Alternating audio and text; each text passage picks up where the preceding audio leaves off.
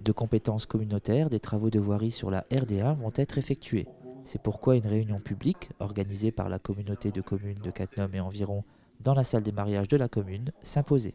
Une opération met en moyenne 6 mois pour se monter, à part Cattenom où ça dure un peu plus longtemps parce que les contraintes sont très importantes entre le grand carénage, entre la création du pont, la voirie de contournement. Donc il faut absolument qu'on puisse réaliser rapidement pour passer avant ces grands chantiers qui vont durer longtemps et qui vont créer de grosses perturbations et une imposition de la circulation qui ne nous permettrait pas de réaliser cet aménagement-là. Cette mission d'aménagement a été confiée à Stéphane Talgotte qui a enchaîné diagnostic de terrain et reportage photographique pour proposer une traversée qualitative, efficace et esthétique de Cattenom. Pour résumer, 2 nouveaux giratoires vont voir le jour, un situé en face de la pharmacie en entrée de notre commune et l'autre situé en face de la gendarmerie en sortie de la commune. Les contraintes, c'est surtout le foncier, donc contraintes de foncier pour aménager nos 2 giratoires, parce qu'il faut qu'on récupère un petit peu de foncier. Donc voilà, donc c'est des choses qui sont plus ou moins réglées à l'heure actuelle. Les contraintes de réseau. Donc ça, c'est des contraintes relativement importantes, puisqu'il y a beaucoup de réseaux qui passent en sous-sol. Donc, et comme notre métier, c'est le paysage également, donc on a envie de planter des arbres et de faire des aménagements paysagers de qualité. Voilà.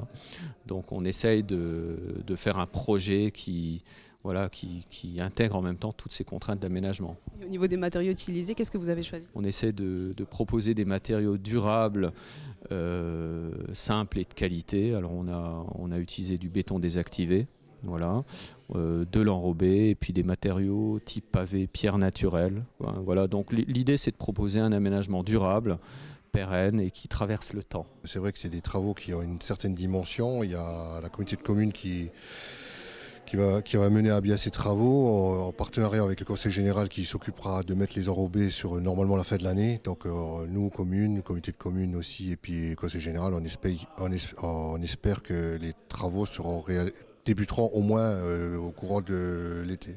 Alors combien de temps ça va durer? On a un impératif, c'est de permettre au conseil général qui a la compétence des enrobés et de la départementale de mettre les enrobés avant l'hiver prochain. Donc ça dépend du climat, mais pour être sûr, il faudrait que la meilleure partie soit réalisée pour que l'enrobé puisse être mis courant octobre. Tout est dit, il ne manquera plus qu'aux automobilistes à s'armer de patience pendant la durée de ces travaux qui faciliteront certainement le quotidien des nombreux usagers de cette route.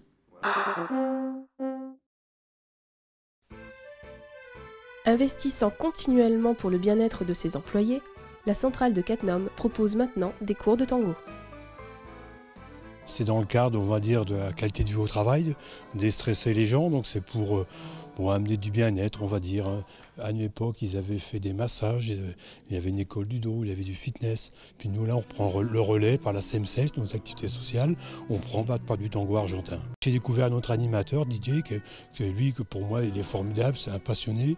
Il a été dans le monde entier, il a la passion, il correspond exactement à nos activités sociales. C'est-à-dire faire découvrir d'une façon ludique, d'une façon facile, et à un prix, on va dire, très abordable, parce que le tango argentin, c'est un prix assez élevé, on va dire, à l'extérieur. Le choix du tango s'est avéré judicieux, puisque le cours a rapidement attiré de nombreux couples, dépassant même la frontière. On se baladait simplement sur les bords de la Moselle à Thionville pour les rives en fête. Et il y avait une démonstration de tango et Manu nous a parlé justement de Cattenom et ce qu'il faisait. On nous a vendu un peu Cattenom. Puis on cherchait aussi déjà avant une danse à faire en couple. Donc on s'est dit, on n'était pas parti spécialement sur le tango, puis on est venu, on a essayé, on est resté. Nous on suivait des cours de tango au Luxembourg un certain temps avec des profs qui venaient d'Allemagne mais qui étaient en fait des Argentins. Et ils avaient un peu du mal à trouver des locaux, les cours, ça marchait pas trop bien. Et puis on a fait connaissance de Manu, non pas de Manu, d'un collègue de Manu qui nous a dit qu'il dansait à Cattenom. Passionnés de tango, les professeurs ne cessent de chercher à s'améliorer dans cet art par des cours avec d'autres professionnels ou encore par de nombreux voyages pour découvrir tous les secrets de cette danse.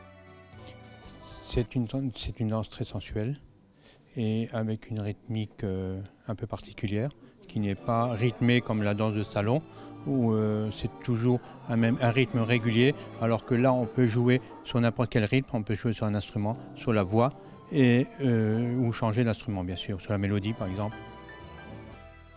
Comme toutes les danses de salon, le tango se danse en couple et le rôle de chacun est parfaitement défini. On guide la partenaire avec les épaules, avec le buste, simplement. On ne guide pas la partenaire avec les bras, on ne peut pas se permettre de faire ça. On guide avec le buste, on est toujours ensemble. L'homme guide le buste et il guide la taille de la femme. À travers le buste, je guide le bassin de la fille. L'homme dirige, c'est lui qui a la chorégraphie en tête, parce qu'il n'y a absolument rien qui est prémédité. C'est lui qui invente au fur et à mesure. Puis la femme, son rôle, c'est... Voilà, la femme, c'est plutôt de suivre le cavalier, mais aussi... mais aussi, on peut apporter des petites décorations, des fioritures, rendre la danse jolie et agréable. Pour l'homme, le tango, c'est assez difficile, comme c'est l'homme qui doit mener. Et les premières années, l'homme il galère un peu. Et c'est seulement maintenant, après 3 ans ou 4 ans, que je sens un peu que je suis à l'aise. Déjà, c'est une activité commune. Et moi, j'aime beaucoup danser, Nico aime beaucoup danser. Et là, c'est retrouver dans une danse en couple avec le... Oui, c'est la fluidité. Et je pense que c'est aussi un langage corporel et un langage d'affection ou de se suivre. C'est un langage d'amour, c'est un langage de passion. Ça fait beaucoup de bien au couple. Joueurs depuis plus de 20 ans, Roger et Chantal Marchal sont aujourd'hui devenus respectivement présidents et animatrices du club d'échecs GK3000 de Thionville-Quequin. À partir de la rentrée, le couple proposera une animation régulière à la médiathèque tous les vendredis de 15h15 à 16h. Pour tester la motivation du public catnomois, un galop d'essai a été effectué le temps d'une après-midi à la médiathèque. Un essai plus que concluant auprès du jeune public. Ça canalise beaucoup, ça leur apprend à maîtriser un peu leur façon d'agir, ça leur apprend à respecter bien sûr les adversaires. Ça leur apprend aussi, c'est un excellent exercice pédagogique et mathématique parce que les échecs font appel à beaucoup de notions algébriques, les diagonales, géométriques plutôt qu'algébriques, les diagonales, les lignes droites, etc. Donc il y a un peu un mélange de tout. On fait aussi un petit peu de culture avec les enfants, c'est-à-dire qu'on leur apprend l'origine des échecs, le Moyen-Âge, les tours, les cavaliers, c'est un petit peu, il y a tout cet aspect un peu magique. Ce qui plaît dans les échecs, c'est la mise en place d'une stratégie, les combinaisons infinies et la sportivité du jeu, car oui, les échecs, c'est du sport. Les échecs sont sport au niveau national depuis janvier 2000. Ils ont été décrétés sport par Marie-Georges Buffet à l'époque. Jeu amené en France par les Perses pendant les croisades, le jeu d'échecs continue à faire des émules de par le monde. Et à partir de la rentrée, va séduire petits et grands, qu'ils soient novices, confirmés ou expérimentés, car après 16 heures, les jeux d'échecs resteront à disposition des adhérents qui souhaitent s'affronter. Chaque mois, le centre d'information du public de la centrale nucléaire de Cattenom se mue en espace d'animation pour enfants. Celle du mois dernier concernait bien évidemment les fêtes de Noël. Ils ont au programme une conférence sur les énergies qui a été suivie d'un conte de Noël et de plusieurs ateliers de décoration de Noël avec notamment une initiation à la pâte à sel. Comment vous arrivez à faire le lien entre Noël et l'énergie de la centrale ? Alors tout simplement parce que c'est une période pendant laquelle une centrale est très importante parce qu'on consomme beaucoup d'électricité, notamment par rapport aux guirlandes décoratives. Et ensuite on fait bien sûr des liens avec notamment la production d'électricité et la consommation d'électricité à la période de Noël. Les enfants du centre des Grands Chênes, situé à Vemrange, ont donc pu réaliser des décorations en pâte à sel qu'ils ont ensuite pu accrocher fièrement à leur sapin de Noël.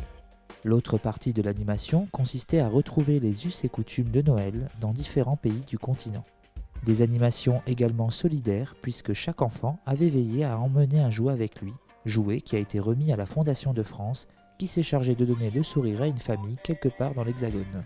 Le prochain mercredi récréatif du CIP aura pour thème la magie scientifique. On ne saurait que trop vous conseiller d'y inscrire vos structures ou vos enfants.